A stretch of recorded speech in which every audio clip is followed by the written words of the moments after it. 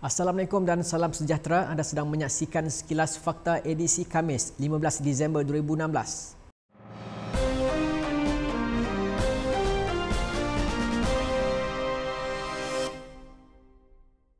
Perdana Menteri Datuk Seri Najib Razak mengumumkan perkhidmatan MRT dan feeder bus percuma mulai esok hingga 2 Januari 2017 sebagai hadiah kepada rakyat sempena Tahun Baru.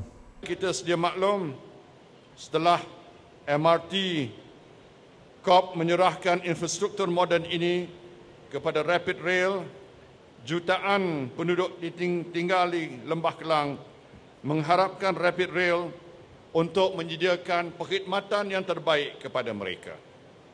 Sebagai hadiah teristimewa bagi rakyat menjelang Tahun Baru ini yang bakal menjelma kelak dan memberi peluang kepada semua rakyat untuk mencuba kemudahan pengangkutan awam yang baru, moden, efisien dan hebat ini, saya ingin umumkan bahawa Rapid Rail akan memberi perkhidmatan MRT percuma mulai hari ini untuk tempoh sebulan.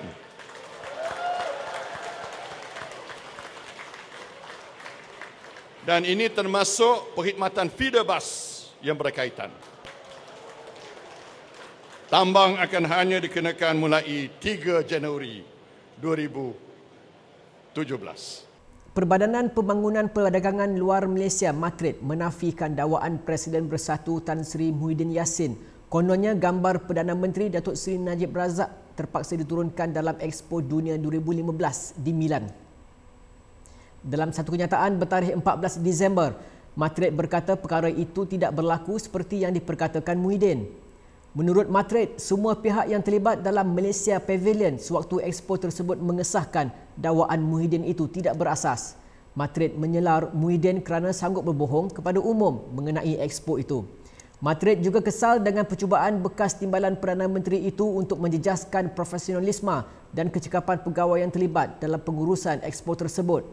Kenyataan itu merujuk kepada ucapan Muhyiddin dalam ceramah Mega Rakyat Anjuran PAS, Selangor pada Isnin lalu. Dalam ceramah itu, Muhyiddin mendakwa gambar Najib terpaksa diturunkan dalam Expo Dunia untuk mengelak pemimpin itu terus dikritik pengunjung dan memalukan negara sewaktu beliau menjadi timbalan Perdana Menteri. Jadi dengan sebab itu, pegawai di sana yang menjaga tu dia malu. Every time somebody pass, whether dia Italian, German, British, American datang ke pelawat, ke pavilion melihat gambar tu, disebutkan hal sebegitu. Kerana seantero dunia orang sudah kenal wajah yang agak terseram di situ. Maka dia terpaksa turun dan simpan supaya tidak ada orang komen-komen yang agak burukkan Malaysia kerana Perdana Menterinya dicaci begitu rupa. Malu, tuan-tuan.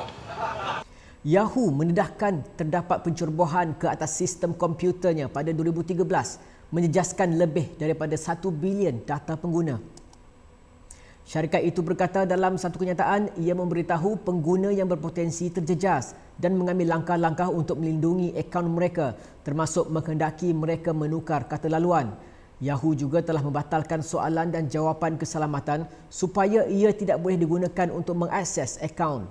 Syarikat itu berkata ia mendapat tahu tentang serangan itu bulan lalu selepas pegawai penguatkuasa undang-undang menyediakan kepadanya fail data di mana satu pihak ketiga mendakwa adalah data pengguna Yahoo.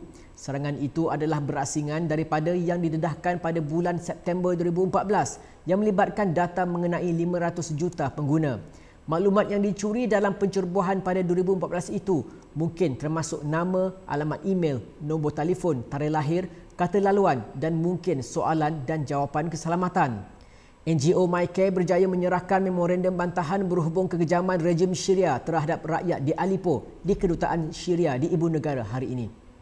Walaupun pihak kedutaan enggan bertemu mereka, sebaliknya hanya menghantar wakil untuk menerima memorandum melalui lubang kecil di pintu pagar.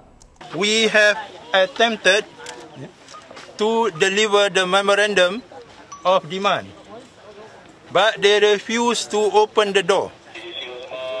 But after several minutes of negotiation, they sent in their representative who only took the memorandum through a small hole, through the door. So we want to declare here that we have successfully delivered the Memorandum of Demand to the Embassy of the Republic of Syria. Terdahulu, lebih kurang 40 peserta termasuk warga Syria berhimpun di hadapan kedutaan Syria bagi mendesak kerajaan Syria pimpinan Bashar al-Assad menghentikan pembunuhan kejam terhadap rakyat mereka di Aleppo. Anis Syafiq Ahmad Yusof dan dua lagi aktivis mahasiswa digantung pengajian selama 1 semester dan didenda sehingga RM400 selepas didapati bersalah memalukan universiti susulan pelibatan mereka dalam perhimpunan tangkap MO1 di Kuala Lumpur. Seorang lagi aktivis hanya dikenakan hukuman denda RM200. Hukuman tersebut diterima keempat aktivis terbabit hari ini selepas prosiding akhir di hadapan 3 panel 2 minggu lalu oleh Lembaga Disiplin Universiti Malaya. Selain Anis, 3 penuntut terbabit adalah Muhammad Luqman Hakim Fazli, Muhammad Luqman Nul Hakim dan Suhail Wan Azhar.